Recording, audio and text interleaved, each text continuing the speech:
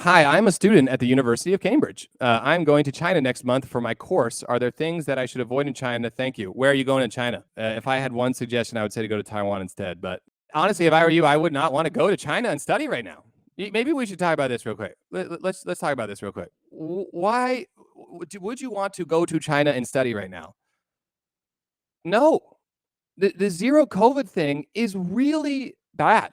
And it could put you in a situation where one day you thought you were fine, and then the other day you are locked into your house and you have no access to food or water. And because you didn't really have an early enough notice, you did not stock up on enough food or water, and you have to be completely dependent on an inefficient, broken collective economy where the government is now at least mostly responsible for meeting your basic needs in terms of food or water or whatever. And so the anxiety that you would get from knowing that alone, that could happen and probably will eventually happen, is enough to not want to go.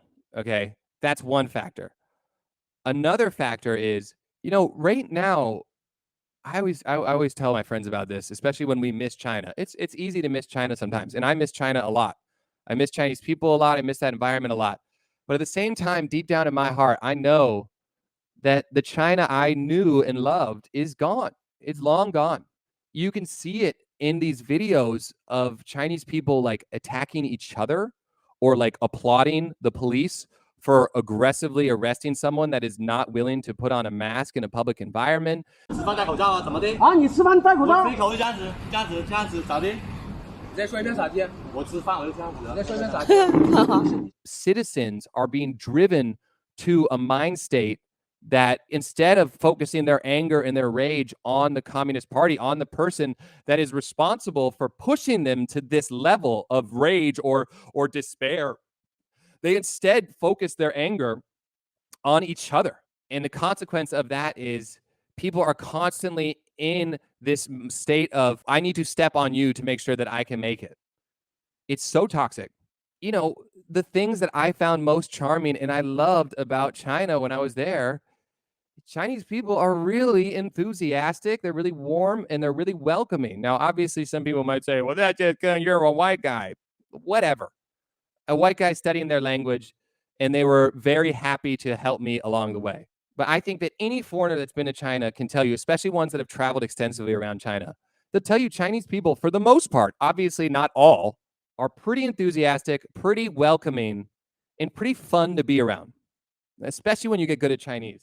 But with what I just said happening, as well as anti-foreigner propaganda being pushed down Chinese people's throats every single day, naturally, you're going to have a more xenophobic population. And the xenophobic population is getting bigger under Xi. No matter what, xenophobia has always existed in China, and it always will. It exists all over the country, all over the world. But in a country like China, where at least racially, you are not diverse at all, it's very common as someone of a different race, at least, to run into racism. Now, as someone that is, if you're a white guy from England, you are also going to notice a higher frequency of xenophobic remarks, which could be you just walking down the street and some old guy's like, "Yang lai ji guan, guan."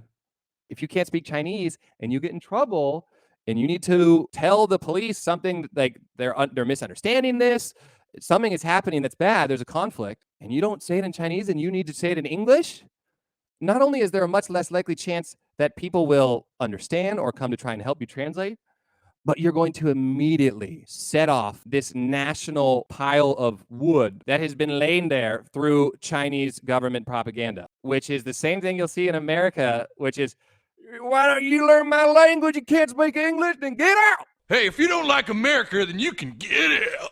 Now, obviously, I have said this before. I do think that if you immigrate to another country, or even if you're there for a long term, you should try and study the other language. You should try pretty hard to study the other language. But I also don't think that we should say, because you're in my country and you don't speak my language, now I hate you. I don't like you. Your point is no longer valid. And unfortunately, if you get into trouble and you don't speak great Chinese, man, you could be in a lot of trouble. 不要紧，你这他说听得懂的。中国人为什么不戴口罩？不要讲外，不要跟他说英语。在中国说中文，不要说鸟语，我听不懂鸟语。最后说一遍。It's super risky, and it pains me to say that because I do like the language of Chinese. I think it's beautiful, and if it wasn't Xi Jinping zero COVID China, I would tell you go to China. You have the greatest time of your life. It'll be awesome. It was the greatest time of my life. That's why I spent most of my 20s there.